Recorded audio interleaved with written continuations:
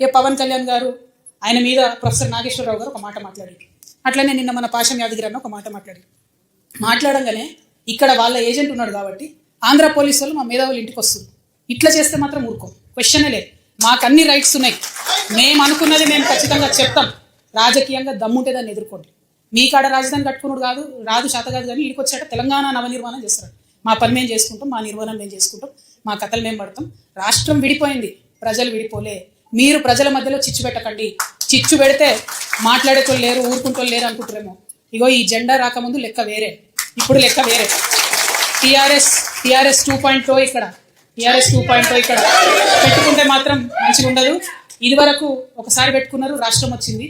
ఈసారి మూతి పనులు రాలిపడతాయి. కాబట్టి మీరు మా ప్రజల్ని తక్కువ చేసి మాట్లాడడం, మా మేధావుల మీద చేయాలనుకోవడం, లేనిపోని సాంస్కృతిక పెత్తనం మా మీద రుద్దాలనుకోవడం, మీకు అక్కడ రాజధాని కట్టుకోవడం చేతగాక మీ పొలిటికల్ పంచాయతీలను తీసుకొచ్చి మా మీద రుద్దడం.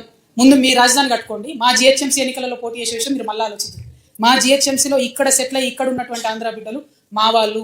గత 12 ఏళ్లుగా వాళ్ళని మేము కడుపులో పెట్టుకొని కాపాడుకున్నాం. ఇంకా ఎన్ని ఏళ్ళైనా అట్లనే కాపాడుకుంటాం. తెలంగాణ వాళ్ళం ఎవరిని ఇబ్బంది పెట్టేటోళ్ళం కాదు.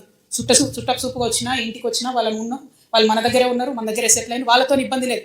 రాజకీయంగా పెత్తనం చేస్తాం, సెక్రటేరియట్లో ఏలు పెడతాం, మీ విధానాలలో ఏలు పెడతాం, మీ నీళ్లు దోసుకుంటాం అంటే మాత్రం ఊరుకునేది ఉండదు. ఖచ్చితంగా చెప్తా ఉన్నాం.